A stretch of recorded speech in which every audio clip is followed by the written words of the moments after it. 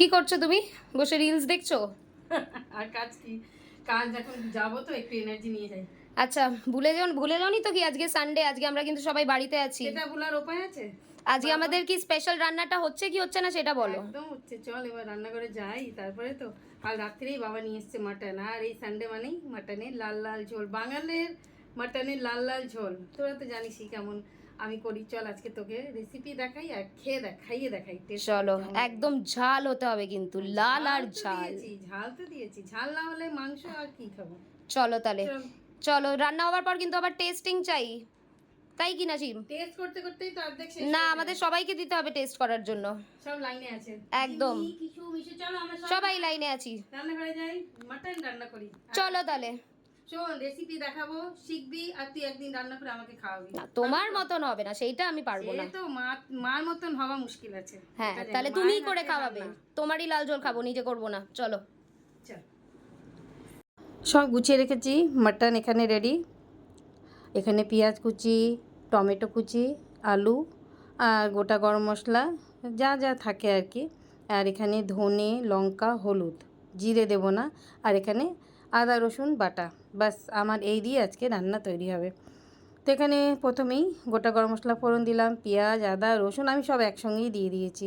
আর তেল একটু আমি কম দিয়েছি, কারণ মাটনের থেকে তেল বেরোয় একটুখানি।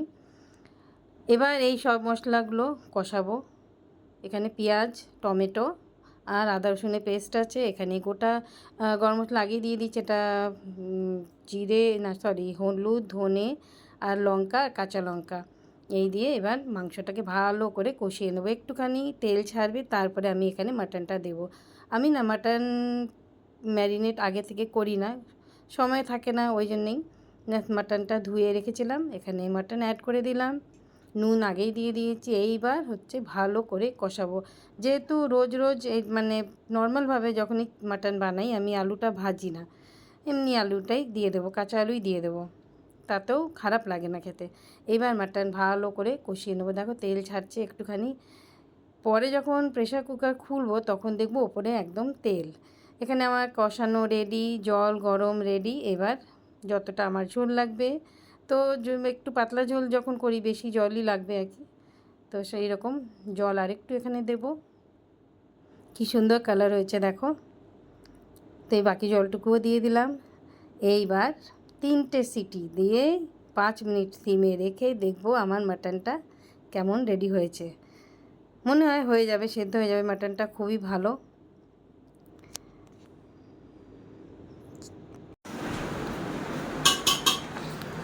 কি গো মা, হলো?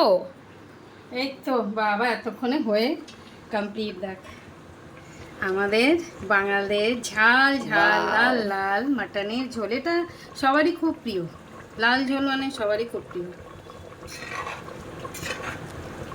তো চল, তোর তো আবার টেস্টিংয়ের পালা।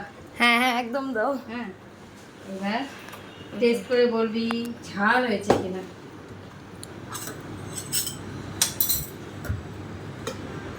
কি বলতো, মাটনে আমি একটু কম তেল দিয়েছি, কেননা মাটনে না একটুখানি তেল বেরোয় এটা রান্না করার পরে।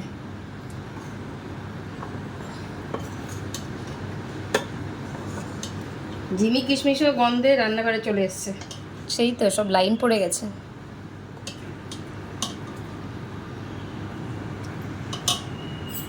কেমন ধোঁয়া উঠছে দেখ। চল, অল্পই দিলাম, এখনই তো খাবো আমরা। একদম।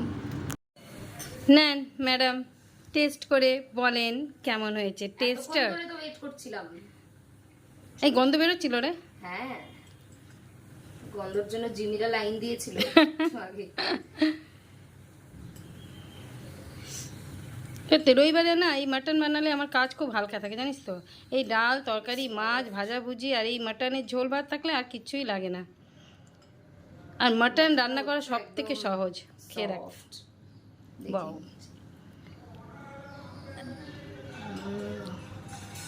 কি বল, তোর মুখের এক্সপ্রেশন দেখেই বোঝা যাচ্ছে নট ব্যাড, ভালোই হয়েছে, তাই না? একদম পারফেক্ট লাল ঝাল, লাল লাল হ্যাঁ, ঝাল ঝাল, লাল লাল ঝাল ঝাল। খুব টেস্টি হয়েছে, দারুণ। জানিস তো মাটন রান্না করা না যে কেউ পারে, কোনো এমন ব্যাপারই না। সব মশলার মেল বান্ধান সঙ্গে একটু হাতের জাদু, আর কিছু না। খুব নরম না? তোকে দেখেই মনে হচ্ছে নরম। ঠিক আছে, চল চল, এবার ভাত টাত বাড়ি। তুই টেস্ট করলি, আর টেস্ট করলে আর খেতে পারবি না। ঠিক আছে, চল।